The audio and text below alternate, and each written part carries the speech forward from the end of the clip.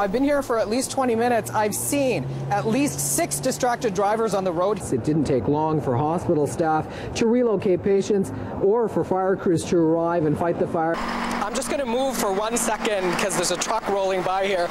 Well, city crews got out early this morning.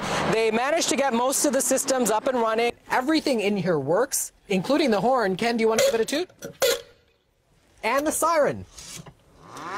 But for Canadians who took part in the marathon, emotional reunions at the airport as family and friends greet loved ones who made their way back home from the tragedy. I've been keeping an eye on how Winnipeggers have been rating Winnipeg. Take a look at this, I Hate Winnipeg. There is a link to our website, winnipeg.ctvnews.ca, and guess what? Here I go.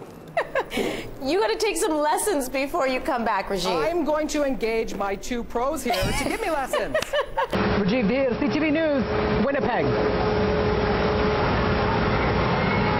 I'm directing traffic to the safety booth. I actually tried to get into the King John toilet, but it's locked, and that could only mean one of 2 things, and I hope it's not the one that I'm thinking. The area they nestled in is quite expansive, and they even left a few souvenirs behind. There's no way to avoid the color here.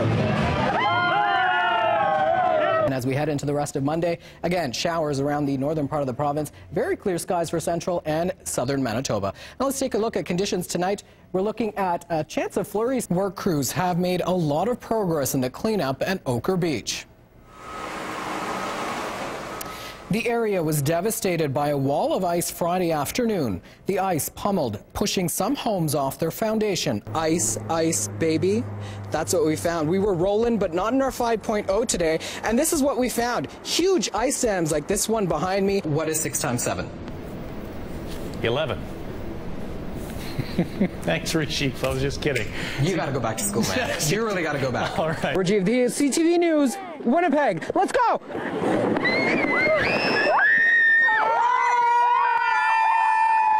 A whole group of police officers got their hair cut at the same time today, but you didn't hear any of them asking for just a little off the top. Instead, it was take it all off. Ta-da! See? The province has paid $115 million in compensation for people that have been affected by the flood of 2011. What are you talking about? Look closely, folks. I had to wear this. I had to. It was sent to me by a viewer named Millie. Millie, I hope you're watching. So, yes, I do enjoy my tie. Love it. She told me that she noticed I wear fancy ties. They came armed with drums, signs, and flags with 3 words on their lips. At Portage and St. Charles for an Idle No More rally. But unlike the hundreds who stopped traffic at Portage and Main on Monday, only a fraction showed up Wednesday afternoon. I'm not disappointed or anything like that. I think I have a good turnout. People are here and making their presence felt. The turnout might not be nearly as big as the rally held at Portage and Main on New Year's Eve, but the impact is being felt by drivers here along this stretch of Portage Avenue. If a regular citizen tried to stop traffic, block the highway, we would be arrested. Others were more sympathetic. Look at the treatment. It's cold out there. They stand up in this cold there. Try to fight for their rights. I'm neither here nor there on it.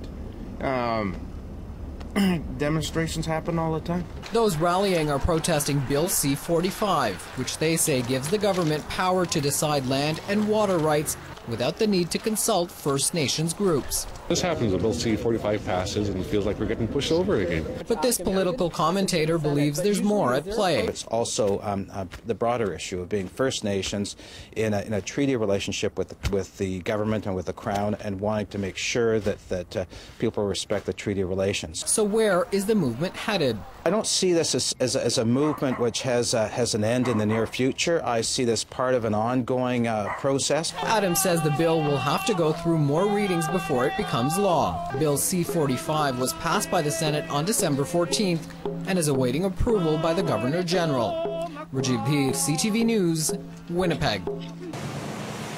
Residents of Morden woke up this morning to this.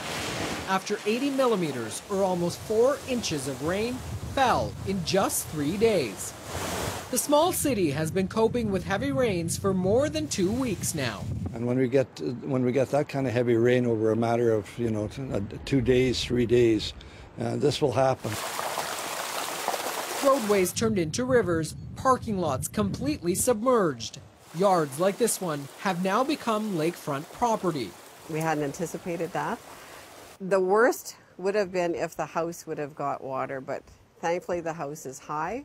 Unlike this campground, where the water was too much for tents, forcing the evacuation of dozens of campers, no one was hurt. We camped the night, and when we woke up in the morning, there was water everywhere. Yeah, in the everywhere. Tents, in the sleeping bags, everywhere. Yeah, they're just like... It's crazy. Yeah. It flooded. It was like a flash flood. Levels on the Dead Horse Creek rose to about 8 feet because of the heavy rain, and the current was so strong it even bent the bridge's metal railing. This bridge has to be repaired again, and there's a couple of culverts that need to be replaced. With the rainfall ended, efforts are now turning to cleanup. And there's relief that it wasn't worse. Rajeev Dhir, CTV News, Morden, Manitoba.